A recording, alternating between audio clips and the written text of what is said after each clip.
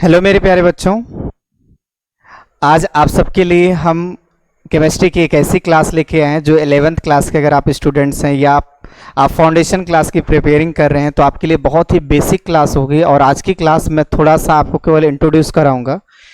अगर आप 11th class के स्टूडेंट्स हैं तो वहाँ पर जो फर्स्ट चैप्टर आपके पास है जिसका नाम क्या है, some basic concept of chemistry. But आप जब कॉम्पिटिटिव एग्जाम की प्रिपेयरिंग करने जाएंगे तो इसे शॉर्टकट में एक ही नाम दिया जाएगा जिसे हम सभी लोग क्या कहते हैं, मॉल कॉन्सेप्ट कहते हैं।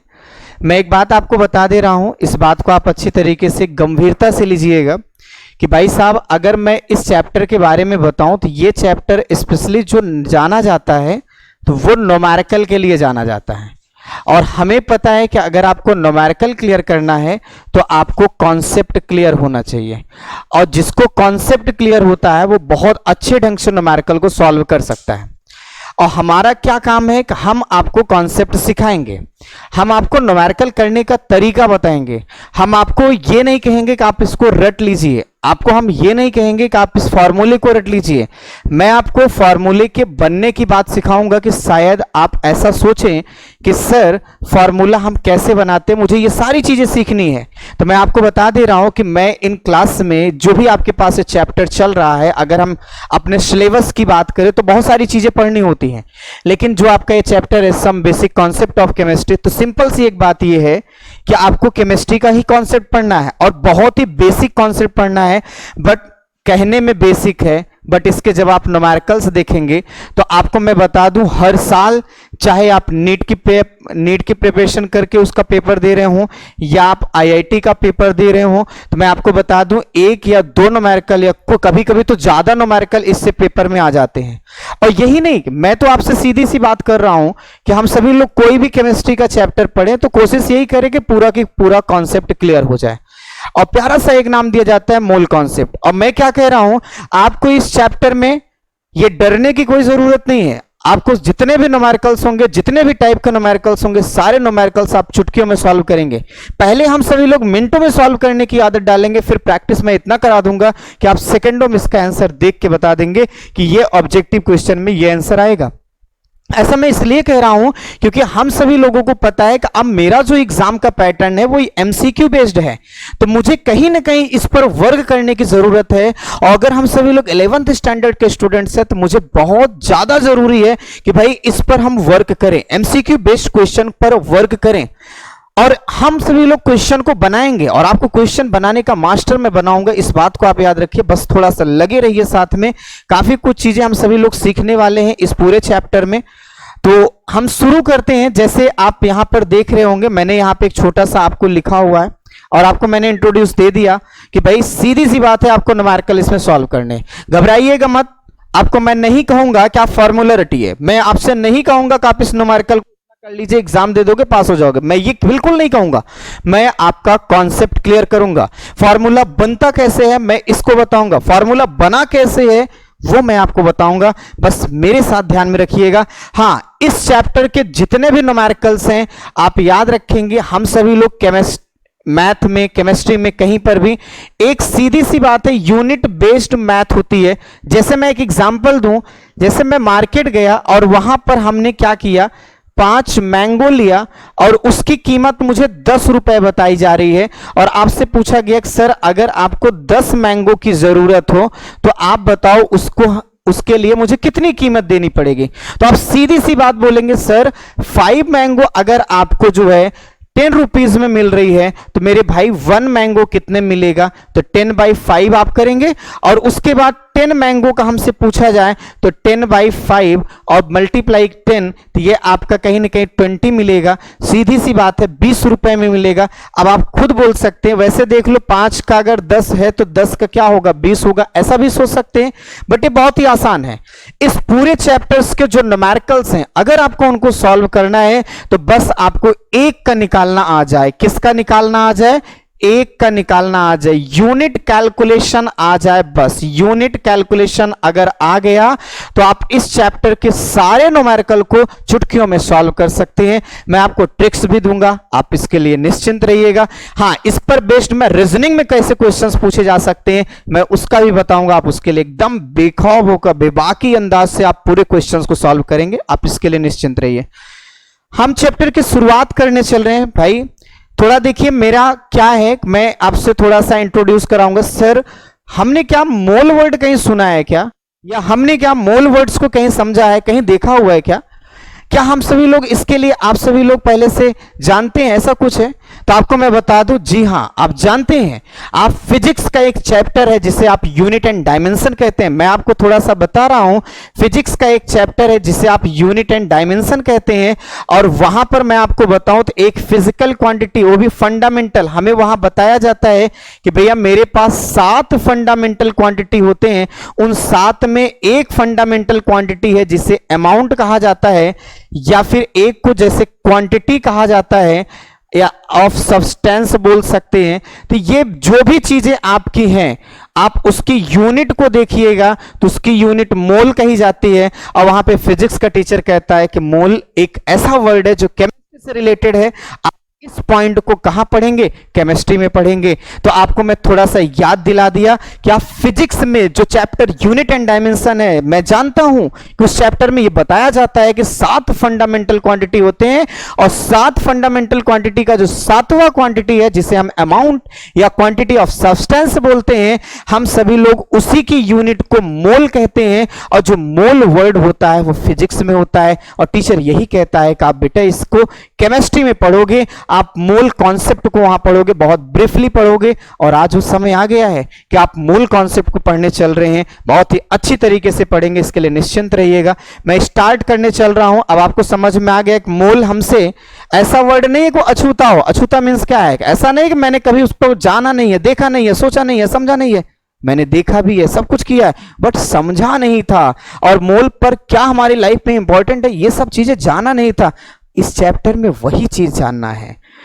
काफी कुछ है, तो मैंने मोल के बारे में जो बताया अब आपको समझ में आ गया होगा। सीधी सी बात है, मैंने आप मोल के बारे में आपसे यही कहा कि सर मोल क्या है, तो मैंने लिखा हुआ है अपनी language, simply we can say that is a number.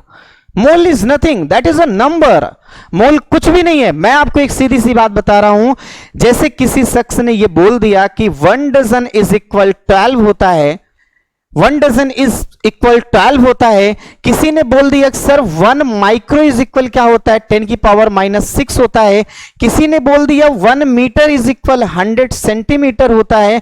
मतलब सीधी सी बात मैं बोलूं, सबसे प्यारा तो एग्जाम्पल मुझे यही लगता है, और मैं बच्चों को यही समझाता हूं कि बेटे आप देखो भैया कि जैसे 1 डजन इज इक्वल अगर 12 है, जैसे मैं अगर आपसे कहता हूं सर आप मार्केट में जाइए और वहां 1 डजन आप बनाना खरीदिए, तो आपको वो बिना कुछ क्वेश्चन किए, बिना कुछ लड़ाई झगड़ा किए, वो सीधे आपको 12 दर्जन केले 12 बनाना दे सकता है। अब मैं आपसे फिर पूछता हूं कि भाई मैं अगर वहां जाता हूं, कहता हूं कि मुझे 1 डजन, मैं ये कहता हूं कि मुझे 1 डजन, आप थोड़ा गौर करिएगा, जैसे मैंने वहां पूछा मुझे आप 1 डजन मैंगो दे दीजिए, तो वो मुझे 12 मैंगो दे देगा।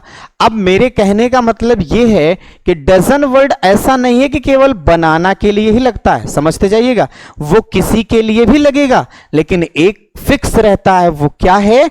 डजन मीन्स 12 होता है।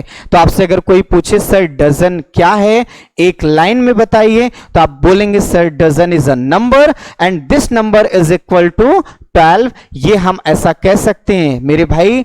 बिल्कुल वैसे ही मैं कह रहा हूं कि मोल क्या है, तो mole is nothing, that is a number, and that number is equal to, किसके इक्वल होता है? मैंने यहां लिखा हुआ है, आप इसको देखिए, मैं लिख दे रहा हूं 1 मोल अगर हम चर्चा में लाते हैं, यहां लिखा भी हूं, and equal to Avogadro number. Avogadro एक साइंटिस्ट है, उसने बताया था, और वो नंबर कितना था? 6.023 10 की पावर 23।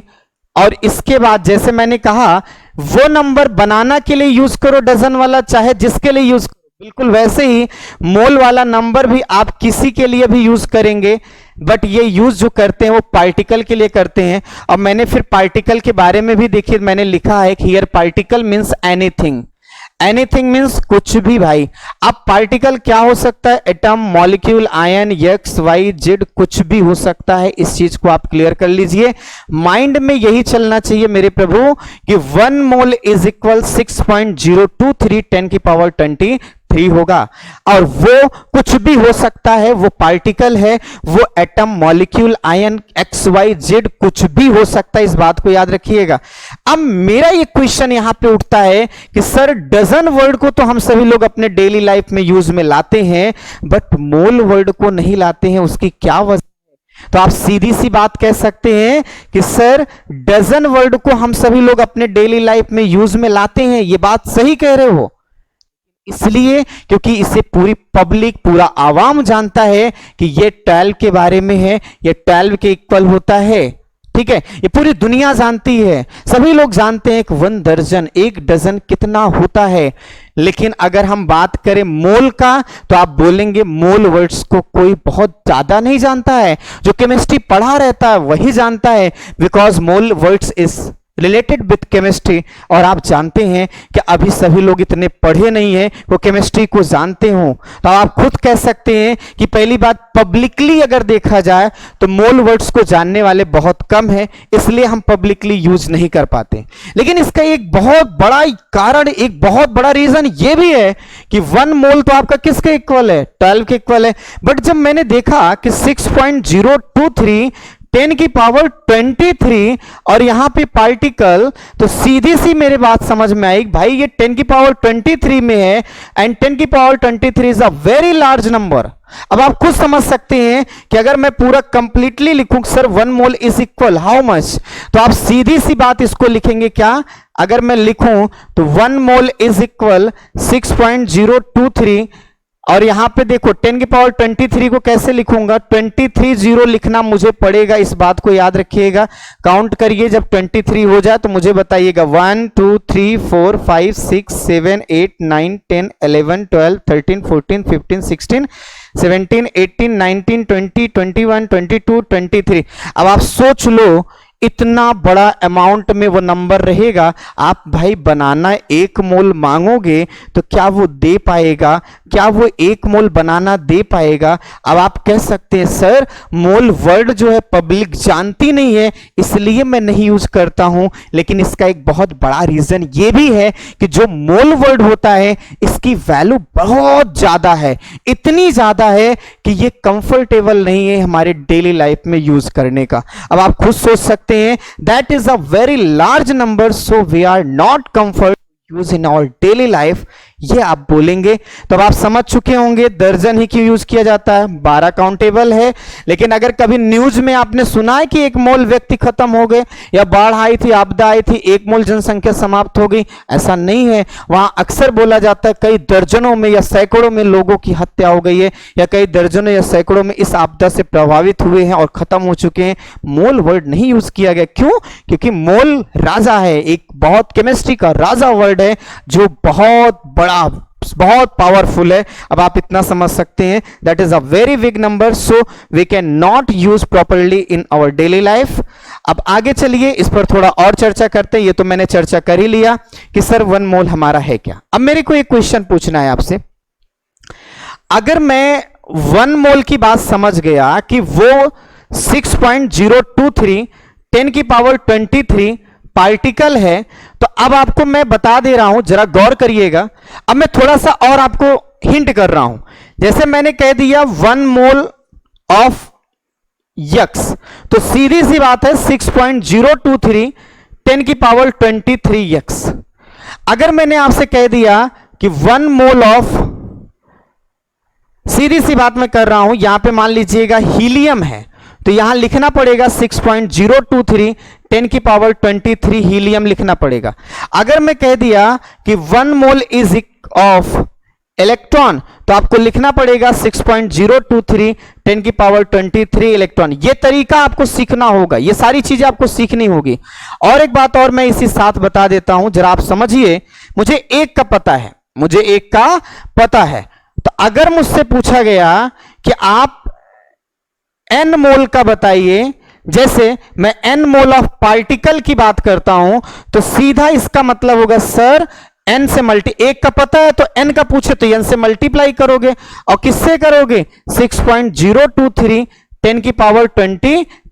तो भाई साहब ये जो आया, अब मैं एक क्वेश्चन पूछता हूं, जैसे मैंने कहा कि सर आप बताइए 5 मोल किसके बराबर होगा, 5 मोल ऑफ पार्टिकल किसके बराबर होगा, तो आप सीधा लिखेंगे सर 5, और एवोगाड्रो नंबर को Na से दिखाया जाता है, that is equal to 5Na होगा।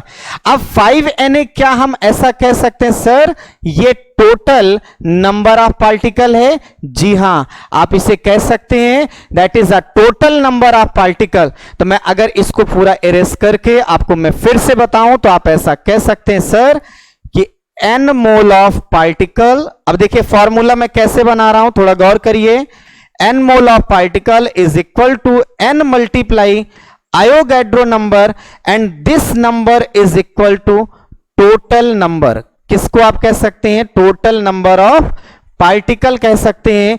और अगर मेरी निगाह केवल इन पर जाए तो अब आप खुद कह सकते हैं n multiply Avogadro number is equal, जब आपका टोटल नंबर है, टोटल नंबर ऑफ पार्टिकल है, तो आप मुझे ये बताइए यहां पर n इज इक्वल क्या हो जाएगा, तो total number of particle, total number of particle upon Na ये आपका होगा। तो ये पहला फॉर्मूला आपको मैंने मोल का बता दिया, ये मोल का पहला फॉर्मूला है। क्या आपको कहीं इसको याद करने की जरूरत हुई? नहीं, ये मेरा आप कह सकते पर्सनल मैटर है। जब मैं एक का रेट 10 देता हूं तो 10 का मैं 100 दूंगा, सीधी सी बात है, और कुछ यही नहीं करना है। एक का मुझे पता है, मैंने n का निकाल लिया। देखो मोल का मैंने फर्स्ट फॉर्मूला आपको बता दिया, आपको कहा कि ऐसे आपको निकालना है, और इन सारी चीजों को आप अच्छे से समझिए।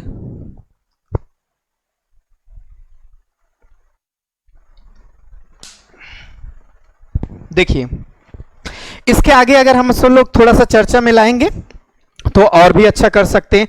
हां, अगर कोई पूछता है सर ये फॉर्मूला कहां कहां अप्लाई होगा, मेरे भाई ये फॉर्मूला हर जगह लगेगा, चाहे वो सॉलिड होगा, चाहे वो लिक्विड होगा, चाहे वो गैस होगा, ये फॉर्मूला हर जगह वैलिड होगा।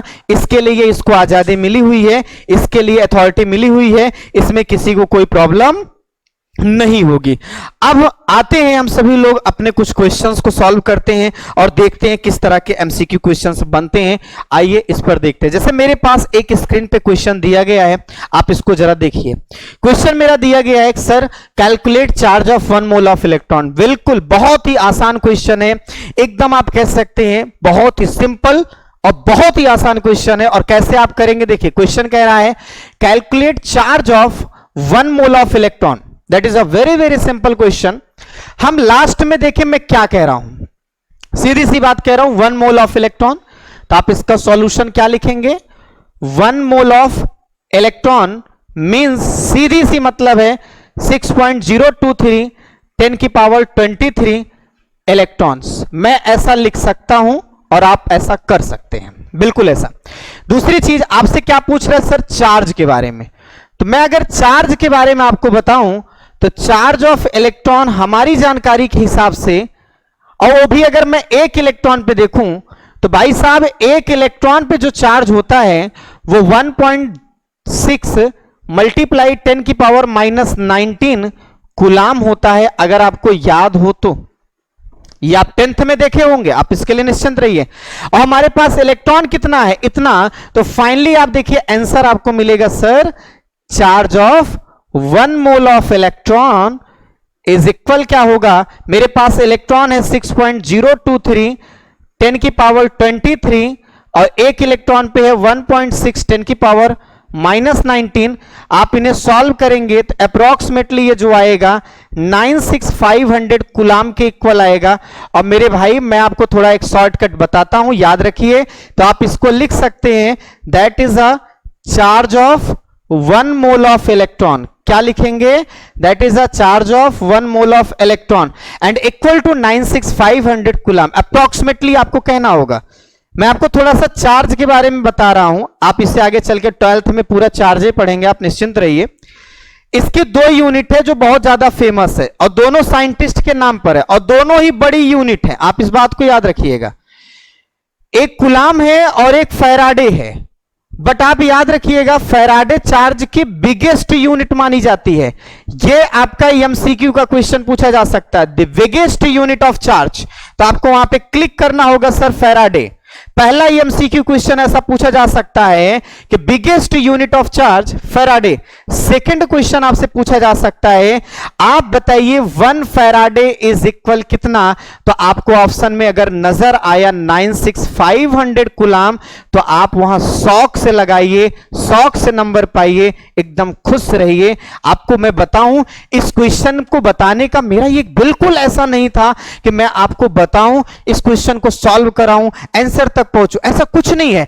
मैं इस क्वेश्चन को इसलिए बता रहा हूं कि यहां जब इस क्वेश्चन को सॉल्व करोगे तो कई एमसीक्यू क्वेश्चंस पूछे जा सकते हैं, जैसे biggest unit of charge Faraday and 1 Faraday is equal to 96500 coulomb. अगर इन सारे मैटर्स को मैं क्लियर कर चुका हूं तो सीधी सी बात है, मैं इसको आगे लिख सकता हूं क्या, charge of 1 mole of electron is equal, because ये आपका 1 फैराडे है तो 1 फैराडे लिख सकता हूं। मेरे भाई अगर आपसे कोई डेफिनेशन पूछ ले, थर्ड एमसीक्यू क्वेश्चन, ग्लो आ गया, थर्ड एमसीक्यू क्वेश्चन पूछा जा सकता है, what is a 1 Faraday. 1 Faraday is, यही बोलेगा सीधा सा, 1 फैराडे इज या 1 फैराडे मींस कुछ भी, 4 ऑप्शन दिया गया है, अगर उनमें ऑप्शन में आ रहा है charge of 1 mole of electron, that is clear, यही करेक्ट आंसर होगा। हां एक बात और मैं बता दूं, थोड़ा और गौर करिएगा, इस क्वेश्चन को ऐसे भी सॉल्व कर सकते हैं, थोड़ा अच्छे से समझिए, मुझे भी अच्छा लगेगा और आपको भी अच्छा लगेगा। जैसे मैंने ये सब बताया तो मुझे अब बच्चा ये कह रहा होगा, सर चार्ज ऑफ 1 प्रोटॉन भी तो इतना होता है, 1 प्रोटॉन पर चार्ज भी तो इतना होता है, 1.6 10 की पावर -19 कूलाम। ये माइनस होता है, ये प्लस होता है, बस इसी का तो अंतर होता है। तो जब ये आपका 1 फैराडे के बराबर है तो ये भी तो आपका 1 फैराडे के बराबर होगा। तो क्या हमारी definition charge of 1 mole of electron, charge of 1 mole of electron, आप याद रखिएगा हमें ये पूछा जाएगा charge of 1 mole of electron. तो आपसे क्वेश्चन जो पूछा अभी, क्या हम 1 मोल ऑफ प्रोटॉन के चार्ज को भी 1 फैराडे कहेंगे? जी हां, चाहे 1 मोल ऑफ इलेक्ट्रॉन हो चाहे 1 मोल ऑफ प्रोटॉन हो, आप उसे 1 फैराडे कह सकते हैं। बट अगर हम सभी लोग देखें जो चार्ज बनता है वो उसकी वजह होती है इलेक्ट्रॉन, तो आप सीधी सी बात है बेहतर रहेगा आप बोलिए 1 मोल इलेक्ट्रॉन को हम चार्ज कहते हैं, वो भी 1 फैराडे का चार्ज। 1 मोल इलेक्ट्रॉन कितना, 1 मोल ऑफ इलेक्ट्रॉन के पास जो चार्ज होगा मेरे भाई वो 96500 कूलाम, जो 1 फैराडे के होगा, आप कह सकते हैं ये चीज। अच्छा एक बात बताइए मुझे, अब मैं यहां एक फॉर्मूला और बना दूं अगर, तो आप कह सकते हैं सर आपने ये देखा, मैं एक फॉर्मूला बना रहा हूं, charge of 1 mole of electron is equal 1 Faraday, बोलो फैराडे के टर्म में बता रहा हूं, बाद में कूलाम लिख सकते हो, बिकॉज शॉर्टकट में आप चलिए ज्यादा बेहतर है, 96500 कूलाम है, आप इतना कह सकते हैं, इसको आप याद रखिए, ये एमसीक्यू क्वेश्चन में पूछा जा सकता है। तो मैं ऐसा भी तो कह सकता हूं charge of n mole of electron, तो सीधी सी बात क्या होगी, n मल्टीप्लाई क्या हो जाएगा, 1 फैराडे हो जाएगा, याद रखिएगा। और एक बात और याद रखिएगा, यहां हमने जो चार्ज निकाला हुआ है वो 1 इलेक्ट्रॉन के रेस्पेक्ट में निकाला हुआ है। जैसे मैं एक छोटा सा क्वेश्चन आगे आपको देता हूं, ये आप समझिएगा एक नया फॉर्मूला बन गया है। मैं अगला क्वेश्चन देखिए मैं क्या कह रहा हूं, calculate charge of 1 mole of neutron. कोई बात नहीं है, पहले आप यहां से देखिए सर 1 मोल ऑफ न्यूट्रॉन, आपको पूरा प्रोसेस लगाना है। 1 मोल ऑफ न्यूट्रॉन मीन्स क्या होगा, तो आप बोलोगे सर 6.023 10 की पावर 23 न्यूट्रॉन होगा। मैं आपको बता दे रहा हूं, आप सोने से पहले ठीक है। और जब जगिए तो सुबह एक शब्द याद रखिए, एक वर्ड याद रखिए, 1 mole is equal Avogadro number and which is equal to 6.023 10 की पावर 23 पार्टिकल। हर वक्त डोज की तरह इसे याद करिए, याद हो जाएगा तो आपको क्वेश्चंस बड़े अच्छे से समझ में आएंगे। अब जैसे कह रहा है सर चार्ज का बताइए, मैं इतने न्यूट्रॉन का तो चार्ज पता नहीं है, पहले एक का देख लूं, चार्ज ऑफ 1 न्यूट्रॉन।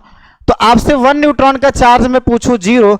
अब आप बताओ 0 वैल्यू चाहे जितनी भी हो उनको जोड़ोगे तो फाइनल लिस्ट में क्या आएगा, 0 आएगा। तब आप कह सकते हैं जब एक न्यूट्रॉन का चार्ज 0 है तो लाखों न्यूट्रॉन हो, जितने न्यूट्रॉन हो सबका क्या होगा, 0 होगा। तो फाइनली आप बोल सकते हैं, सीधा इसका जवाब दे सकते हैं, charge of 1 mole of neutron, 1 mole of neutron is equal to 0। That's clear, कोई फैराडे नहीं है, सब चीज आप समझिएगा इसको।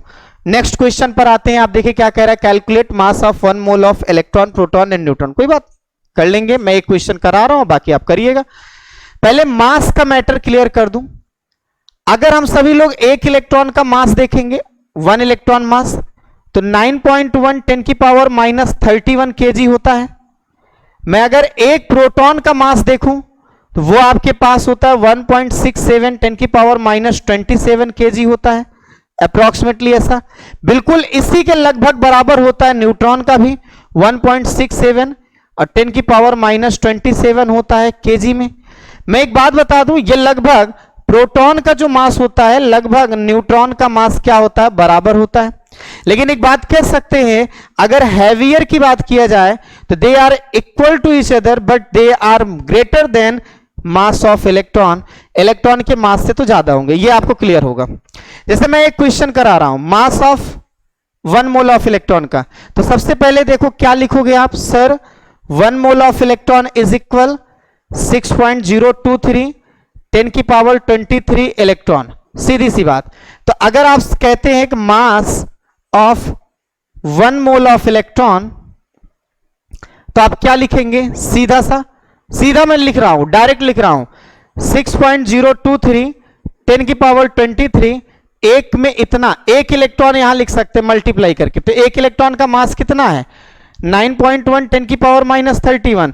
मेरे भाई मैं आपको बता दूं, जब आप इसको सॉल्व करेंगे 0.546 अप्रोक्सीमेटली मैं आंसर बता रहा हूं, ये इक्वल होगा 10 की पावर माइनस किससे,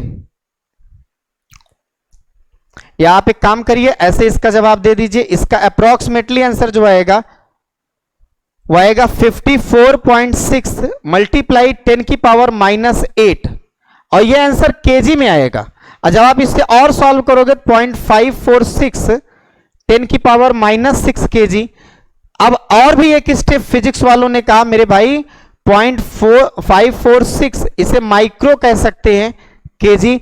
आपको मैं बताऊं, एक बार ये कॉम्पिटेटिव एग्जाम में पूछा गया है, और उस एग्जाम में क्या किया गया था जरा देखिएगा, ऑप्शन का खेला कर दिया था। क्या खेला हुई थी वहां पे, जरा देखिएगा, वहां ऑप्शन का खेला कर गया था।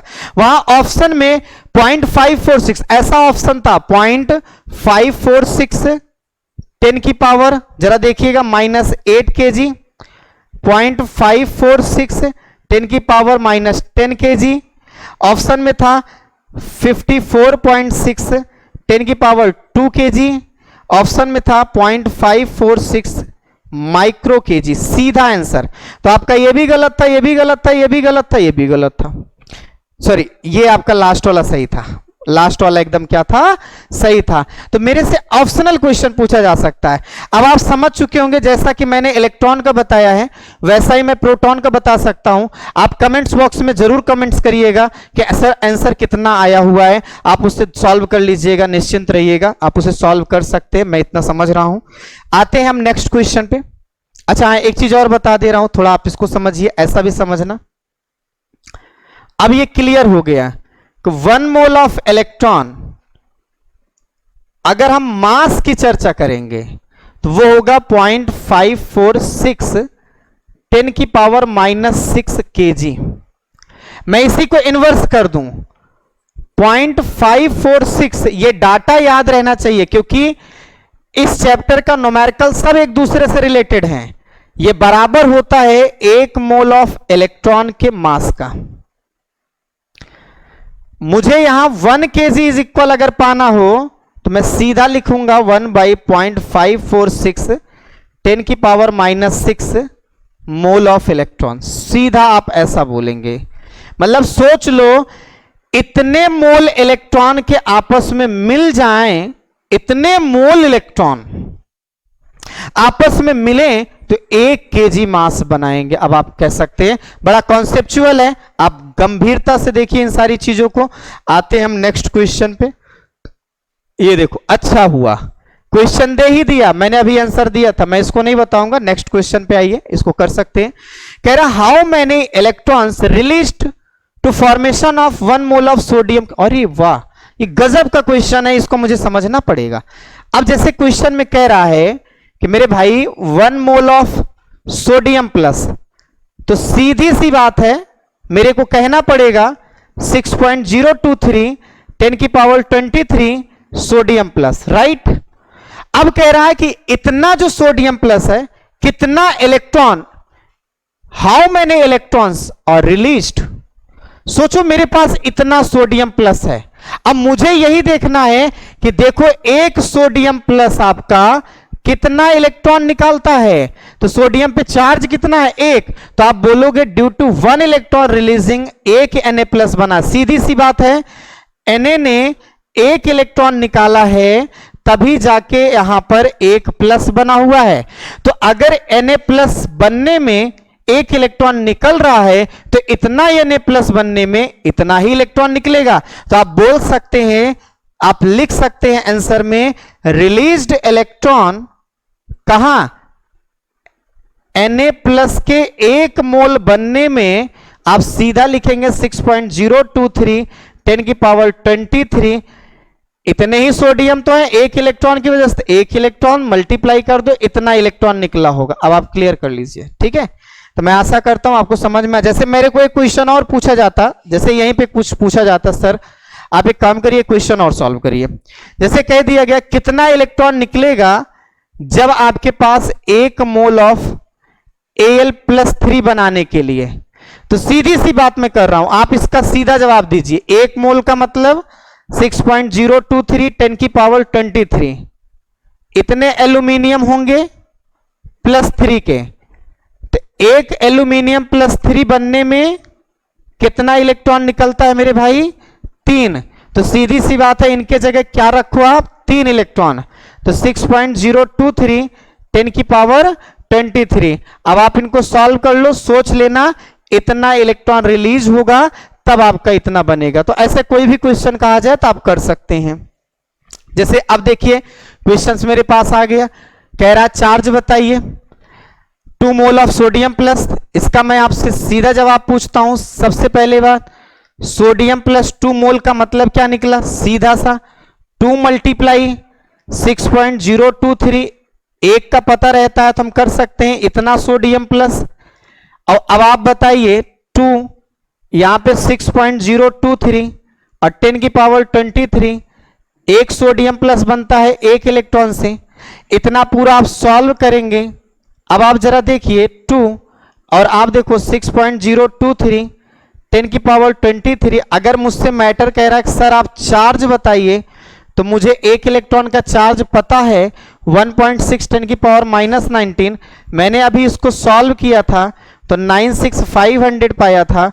मल्टीप्लाई 2 से करना है, 2 और ये आपके पास 96500 करोगे तो ये आपका कूलाम के फॉर्म में तो ऐसा आंसर सॉल्व करके लिख सकते हो। लेकिन ये फैराडे है तो आप 2 फैराडे इसका जवाब दे सकते हैं। और आपके यहाँ ऑप्शनल क्वेश्चन में जब पूछा जाए ऐसे ही तो आप उसका जवाब देख लीजिए। फैराडे में क्वेश्चन पूछा है तो फैराडे में दीजिए, कूलाम में पूछा है तो कूलाम में दीजिए। तो आपको ये सारी चीजें अच्छे से समझनी है, बहुत ही बेहतर ढंग से समझनी है। इस बात को आप अच्छे तरीके से याद रखिए। ये तो मैंने बताया। जैसे यहां अगर देखो लास्ट में मैंने जो आपको बताया, थोड़ा सा प्रैक्टिस और करवाता हूं। जैसे मेरे पास क्वेश्चन कह रहा है सर 3 मोल ऑफ, क्या कह रहा है, 3 मोल ऑफ Sn+4। मैं आज आपको एकदम नॉर्मल क्वेश्चन ले रहा हूं, आगे चल के मैं बहुत डीप में बहुत अच्छे क्वेश्चंस लूंगा, सॉल्व कराऊंगा। इनका मतलब क्या है, 3 मोल है तो 3 एवोगैड्रो नंबर, इतना Sn+4 है। और एक Sn+4 बनेगा 4 इलेक्ट्रॉन की वजह से, तो 6.023 10⁻23 और मल्टीप्लाई 3। अब आप जरा देखो एक इलेक्ट्रॉन पर कितना, अगर मेरे से क्वेश्चन पूछे सर आप चार्ज बताइए तो चार्ज लिख लेना, मास पूछेगा तो मास लिख लेना। 3 6.023 10⁻23 4 4 है और एक का 1.6 10⁻- क्या हो जाएगा 19। भाई साहब ये दोनों मिलके तो 96500 बनाते हैं। 96500 4 और 3 क्या हो जाएगा 12 हो जाएगा। अब ये जो 12 हम बनाए हैं 3 और क्या था 4। अब देखो ये आपके पास आंसर किस में आएगा कूलाम में। फैराडे में पूछा जाते पूरा फैराडे तो ये आपका 12 फैराडे आंसर आएगा। बट एक बात बताइए 3 और 4 में है क्या क्या चीजें समझिए। 3 आपका दिया गया मोल है स्मॉल एन से, 4 क्या है वो इलेक्ट्रॉन जो निकला हुआ है, तो आप 4 को बोल सकते हैं एक्सचेंज इलेक्ट्रॉन। क्या बोल सकते हैं एक्सचेंज इलेक्ट्रॉन, जिसे हम सभी लोग कैपिटल एन से दिखाएंगे। तो सीधी सी बात है, अगर आपसे मैं कह दूं, ऐसे मैं आपसे पूछता हूं, एक फॉर्मूला मैं यहां बना रहा हूं charge of N mole of ion के लिए, तो सीधी सी बात N multiply capital N multiply 96500, ये आपका आंसर आएगा कूलाम के फॉर्म में। और दूसरा आप जान लीजिएगा N multiply capital N multiply 1 Faraday, ये आपका फैराडे के टर्म में आएगा। तो अब आप बताओ ये फार्मूला मेरा बन गया कि नहीं बन गया। जैसे मैंने यहां इसका बताया फार्मूला वगैरह बन गया, बिल्कुल वैसे समझिए। हो सकता है आपसे अगर मास वगैरह पूछे कि जितने इलेक्ट्रॉन निकले हैं, जितने इलेक्ट्रॉन निकल गए हैं, या आपसे कुछ क्वेश्चन ऐसे पूछा जा सकता है। देखिए कह सकता है कि 5 मोल ऑफ मुझे मैग्नीशियम +2 बनाना था, आप पहला ये बताइए कि कितने इलेक्ट्रॉन निकल गए। अब ये मुझे बताइए नंबर ऑफ इलेक्ट्रॉन जो निकले हैं, जो रिलीज्ड हुए हैं, मुझे वो बताइए। दूसरा मुझे बताइए, पहला क्वेश्चन ये है मास में कितनी कमी आएगी, मास कितना घटेगा, मतलब कितना मास। भाई सीधी सी बात है, जितना इलेक्ट्रॉन निकल गया उतने मास कम होगा, तो मुझे वो मास पता करना होगा। तो सीधा सा मैं जवाब दूंगा और क्वेश्चन में यही बताऊंगा आपसे। क्या करूंगा इस केस में, पहले तो स्मॉल एन, फिर कितना है कैपिटल एन वाला। मास जानते हो एक इलेक्ट्रॉन का 0.546 10 की पावर क्या होता था -6 kg। अब आप समझ लीजिएगा जितने मोल रहे कितने इलेक्ट्रॉन निकले, हर एक इलेक्ट्रॉन के पीछे इतने मास की कमी आएगी। तो आप बता सकते हैं कि सर कितने मास की कमी आएगी। बड़ा प्यारा क्वेश्चन है, आप कर सकते हैं, आप इसके लिए निश्चिंत रहिए। अब जैसे मैं अगर आपसे क्वेश्चन पूछता हूं कि सर 3 मोल ऑफ मुझे बताइए, यहां पर मान लीजिए Pb+4 है तो कितना चार्ज होगा, तो सीधा आप बताइए सर सेकंड में देखिए चार्ज 3 × 4 96500 कूलाम। अब कूलाम के फॉर्म में आंसर, या 12 फैराडे, ये आपका आंसर देख सकते हैं। आपको सही तरीके से 30 सेकंड भी नहीं लगा, कॉन्सेप्ट क्लियर रहेगा विद इन सेकंड। आप ऑप्शन को चूज कर लेंगे, ऑप्शन को करेक्ट कर लेंगे। मैं आपको कॉन्सेप्ट सिखा रहा हूं, कैसे फॉर्मूले बनते हैं कैसे नहीं बनते हैं। अब मेरे पास कुछ क्वेश्चंस और हैं, मैं इन क्वेश्चंस को दिखाता हूं। चलो ठीक है, अभी तक के जो भी क्वेश्चंस थे मैंने आपको बता दिया। अब मैंने मोल से रिलेटेड कुछ फॉर्मूले आपको डिजाइन किया हूं, जिसमें एक तो मैंने पहले ही बताया था, अगर आपको याद हो, ये फॉर्मूला आपको स्टार्टिंग में मैंने बताया कि सर बना कैसे। दूसरा, और ये तो आपको मैंने बताया कि that is apply for solid liquid and gas everything, सब पे लग सकता है। एक फॉर्मूला ये भी है, देखो मोल का ये सबसे जबरदस्त फॉर्मूला है और मोस्ट वांटेड फॉर्मूला है। आप याद रखिए, सबसे चहेता फॉर्मूला है, केमिस्ट्री में बहुत जगह यूज आता है। Given mass by molar mass कहो या एटम मास कहो। मोलर मास कहेंगे आप किसी मॉलिक्यूल के लिए और एटॉमिक मास कहेंगे किसी एटम के लिए, इसलिए मैंने ऐसा कहा है। और ये सॉलिड लिक्विड गैस किसी के लिए भी हो सकता है। तो ये दो फार्मूले आपको याद होने चाहिए, ये फार्मूला तो आपको बिल्कुल याद होना चाहिए। और रही बात इस फार्मूले का, तो मैं आपको बता दूं मेरे भाई, ये फार्मूला बहुत ही आसान है। इसके लिए मैंने कहा कि ये केवल गैस के लिए लगता है। और याद रखिए एक वर्ड है एनटीपी, जिसका एक और प्यारा सा नाम है एसटीपी। दोनों एक जैसे हैं, एक हमशक्ल हैं, नाम अलग अलग है। एक एन में नॉर्मल होता है, टेम्परेचर होता है, आप याद रखिए, नॉर्मल टेम्परेचर एंड प्रेशर आप बोल सकते हैं, और एक में कहा जाता है स्टैंडर्ड टेम्परेचर एंड प्रेशर। सारी चीजें वही होती हैं, आप उसके लिए निश्चिंत रहिए। तो एक साइंटिस्ट थे एवोगैड्रो साहब, उन्होंने एक रूल दिया था, मैं चाहो तो उस रूल को मैं बता देता हूं, आप समझिएगा वो रूल मेरा क्या था। वो रूल ये था, उन्होंने कहा कि एक मोल कोई भी गैस हो, बट वो गैस के लिए एक स्पेशल टर्म थे, कंडीशन थे, एनटीपी पर या एसटीपी पर। वो जो वॉल्यूम रखेगा वो फिक्स रहेगा, 22.4 लीटर रहेगा। बात को गौर करिएगा, 22 पॉइंट क्या रहेगा, 4 लीटर रहेगा। मतलब एवोगैड्रो के अकॉर्डिंग ये है कि 1 mole of gas having always 22.4 litre volume, but one special situation, what situation, NTP, eight NTP और एसटीपी, आप ऐसा कह सकते हैं। अब जब 1 मोल का है तो मेरे भाई एन मोल का तो मैं निकाल सकता हूं ना, तो एन मोल का कितना वॉल्यूम होगा, तो आप एन मोल का वॉल्यूम निकाल लेंगे तो बराबर एन मल्टीप्लाई वही 22.4 से ही तो करोगे, जो टोटल आएगा, तो यही फार्मूला आपका फिर से बन जाएगा। आप समझ चुके होंगे सर फार्मूला बना कैसे है, एक रूल दिया गया था, जैसे 1 मोल इतने पार्टिकल के बराबर, वैसे समझना कि 1 मोल गैस कोई भी रहे, कार्बन डाइऑक्साइड कोई भी गैस रहे मेरे भाई, किसी भी तरह की कोई गैस रहे, मैं आपको बता दे रहा हूं, कोई भी गैस रहती है, उसका 1 मोल का अगर लिया गया है तो उसका जो वॉल्यूम होगा वो 22.4 लीटर होगा। हाँ, किसी को लीटर अगर नहीं पसंद है तो 22,400 मिलीलीटर मेरे दोस्त कह सकते हैं, आप निश्चिंत रहिए। तो एक फॉर्मूला ये भी है, mole is equal, that is a total volume. सीधी सी बात, क्वेश्चन आपसे जो देगा उसमें वॉल्यूम देगा of gas, but one thing is special, at NTP और एसटीपी वर्ड देगा, और आपको डिवाइड किससे करना होगा, 22.4। आप 22.4 से तब डिवाइड करेंगे जब ये डाटा लीटर में दिया हो। अगर ये डाटा मिलीलीटर में दिया है तो आप 22,400 से डिवाइड करेंगे, ये बात याद रखिए। मैं आशा करता हूं आपको आज की एक मैंने छोटी सी शुरुआत आपकी केमिस्ट्री की किया है, ये आपको समझ में आया होगा।